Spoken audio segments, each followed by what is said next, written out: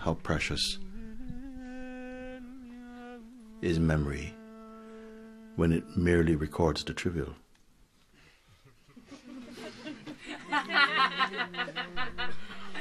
Because very often this is what, if you pay attention to things and now, yes, I can see this thing, but you're much more powerful than you're making out to be.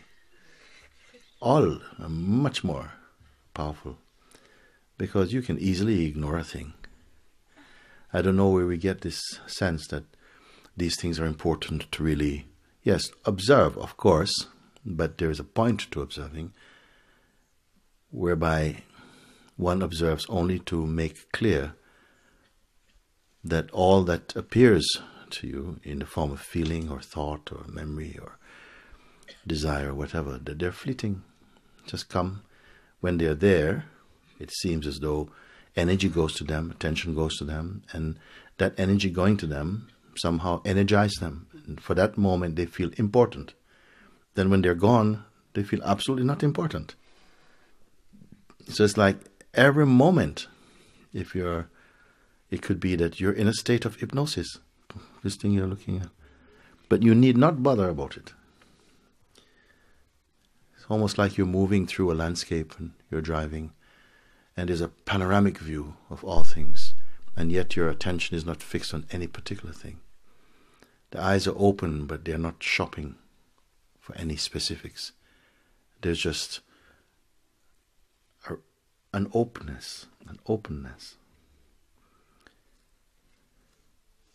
When I say that the senses are functioning, but the mind is not shopping through them. So everything is seen. I can see these flowers or these farms or the trees or the birds, listen to them without entering them. You read some words on a page and you leave them right there. You don't have to be collecting, watching so acutely how the manifestation is moving. Why? Then if you don't do that and become tired, becomes tiresome also, to be constantly even observing, if we have not fathomed really the real purpose or importance of observing, only to clarify, but all this is just momentary, they come and go. Even the great things, they come and go. You cannot keep continuously in contact with any phenomenon. It comes and goes. Having seen this, then the attention is invited to just turn around and to look at where it is arising from even.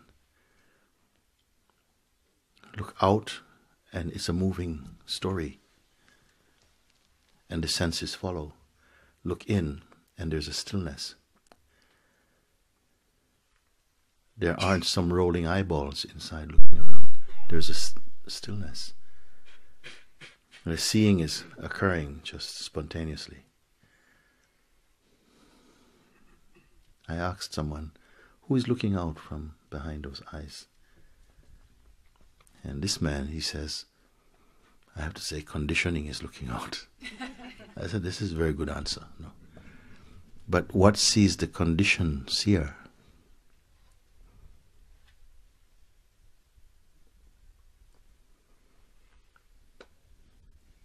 That looks without storyfying,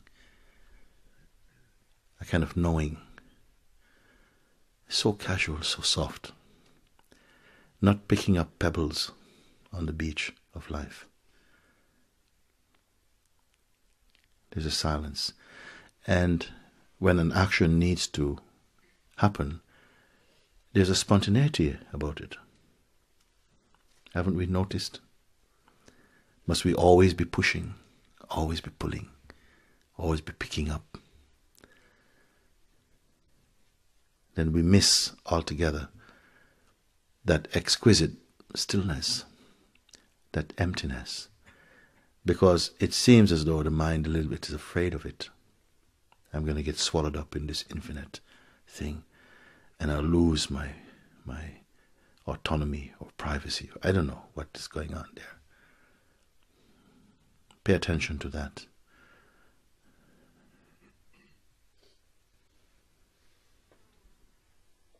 if you don't try too much, you may find that there's no division between yourself and that. There's just a sense of wholeness. The mind wants to compartmentalize, to say this is this, and this is the mind, this is the body, this is this. But when you're still, all things are one. It's not a great figuring out. So we don't have to thread over and over the same thing. I can see these feelings coming, and then in this part of the day it feels so much resistance. For what? Resistance about what? It's nothing at all. How can anything resist the self?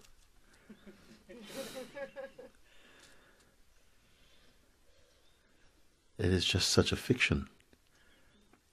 Everything is only an appearance, momentary, and only important thing is to really see where you're placed. What is your real position in all of this? You're not merely an object, but there's an object which is a part of your aspect, your expression. But deeper in, there's just a field of being. We're moving, eating because this body is here, and you're alive in this body also. And enjoy the life that forms itself around this body, and enjoy friendships, enjoy. Pain comes, some hurt comes, but they're momentary. They're all part of the great movement. All of them you can bear, and much more easily when you are somehow confirmed in the right place. But if you make yourself a little thing, this person who has to move about and has to protect and to make sure everything is fine, and you're Miss Busybody, always up to something. It never allows you to simply just rest in your being. You eat your food standing up. Just time is money. It's okay for a while. We have to have this taste also. But all this time? Yeah, I'm done with that. It's still, and that's, I can see that the few days before coming here, that's why I was exhausted when I got here.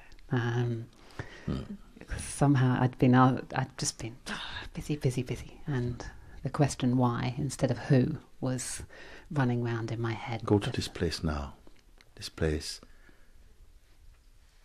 where you have no association.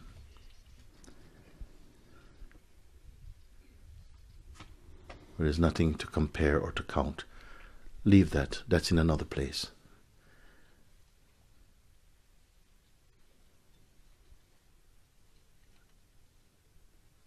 Pull yourself in.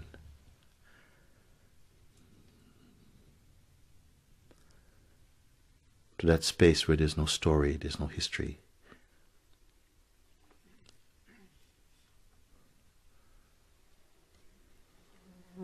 Is there some fear? How long will it take? No time. Does your senses stop functioning? They're there, same way.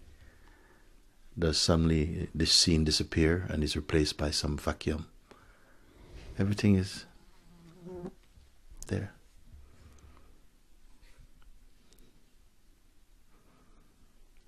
Can life be lived from such a place?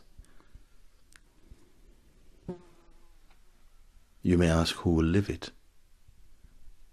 It is just unfolding. Does it take the effort or the intention or the determination to live?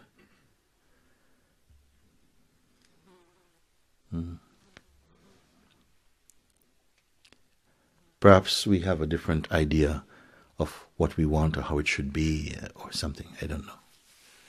I point you only to that which is in itself effortless, which is worth full discovery of. Then you may return to the field where there's effort.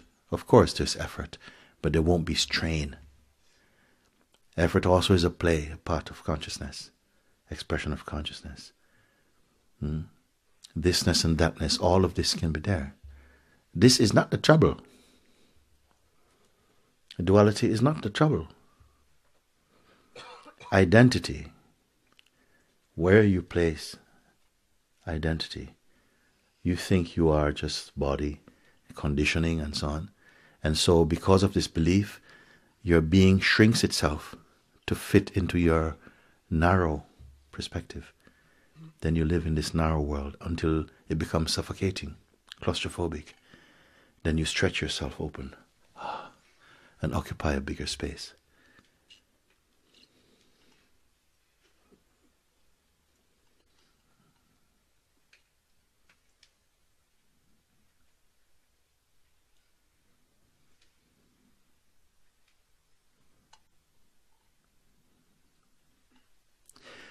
If you can, pay attention to this feeling of I. Don't wait for trouble. Just feel the pulse of the feeling of I. Don't add anything to it. Feel the sense, I am. It is just there. It is not a metaphysical thing. It's just the most natural knowledge in us. The awareness, I am. Just be aware of the I amness, the sense of presence. And don't allow it to combine itself with any other thought or desire or movement. Keep it alone to itself. In the beginning, it might feel to take some effort to keep off the tendency to hold on to other thoughts and drift off into a sort of stream of thinking. But if that happens, don't worry, don't judge. Come back to that place. Do not combine yourself with any thought or any intention or any image. Stay only with the feeling, I am. Gradually, the weight of other impressions will slide away, and a subtle vibration will come. Is felt. It is always there. But there's a dullness in the mind that doesn't pick it up, like it has been tuned in to another frequency, the frequency of thought. But now it will gradually just reacquire or get back in touch with its own natural vibration and be with that. It was very pleasant feeling, very light. And one finds that you can move freely. You don't have to be tight. You don't have to be spiritual. There's just an easiness and a sense that wherever I am okay. And if you feel again the sort of traffic, the noise is coming back, again find a quiet space just for a few moments and clarify center yourself in yourself and move on. Get used to it. After a certain point, it will become so natural for you. You will not think anything is so much outside. You stop feeling that you are a body with consciousness in it and feel more that you're consciousness with a body in it. If you feel you're a body, you have a certain size, a certain weight. But as you recover from this sleep and begin to recognize, not through mere belief, but through attention, that there's only the imageless field of consciousness there, then you will be sizeless, weightless, light, open, alive. So follow that simple exercise.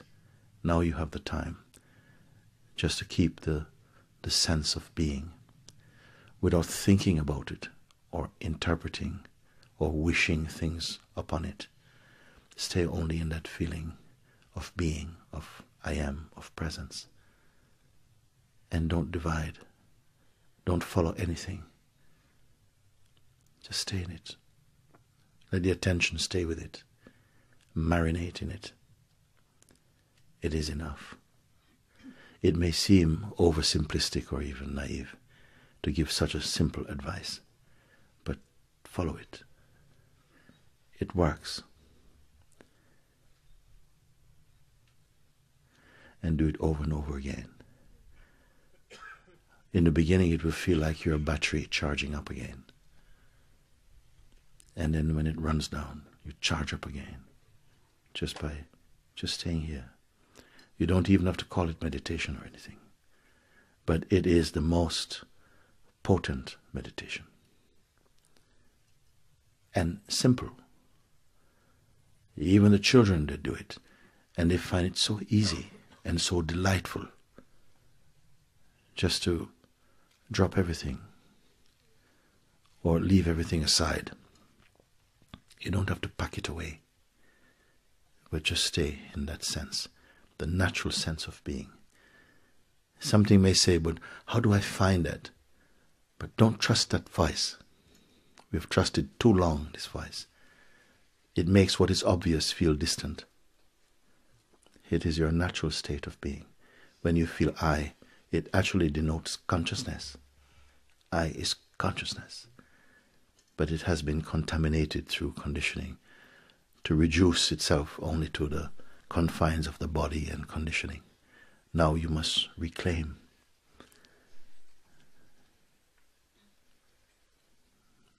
So, this is probably an easier route for many. Don't even think it is going somewhere. Let's not call it even a route. It's not a map.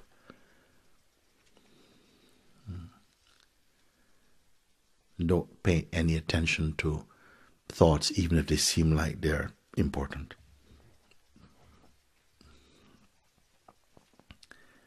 Don't give any attention to thoughts, even if they appear to be important. Stay as the self, and the thoughts will be impotent. Stay as the self like that. Otherwise, some thoughts will begin to leak in. They'll give little messages to sabotage your seeing. Raise doubts in you.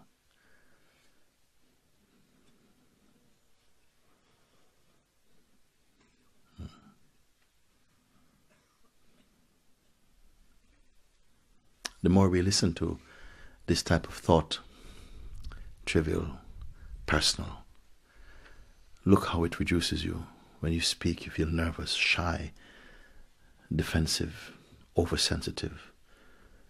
All these are the outcome of giving too much importance to this type of low energy thought.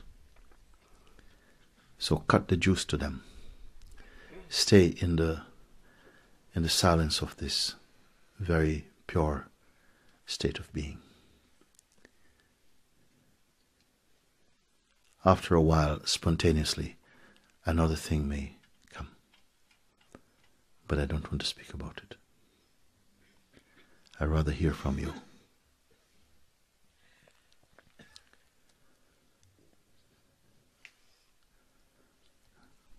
Thank you. Very good. Very good. Give full attention to this while you're here.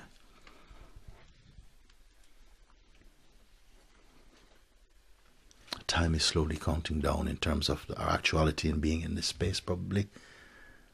But there is still so much opportunity, so much space. Put full power into it. Don't be casual, don't be distracted.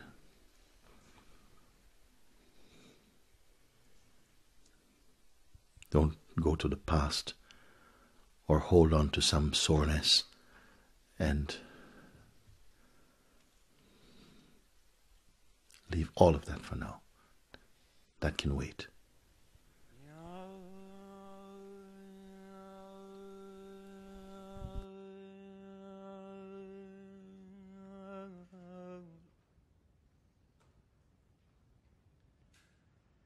Yeah.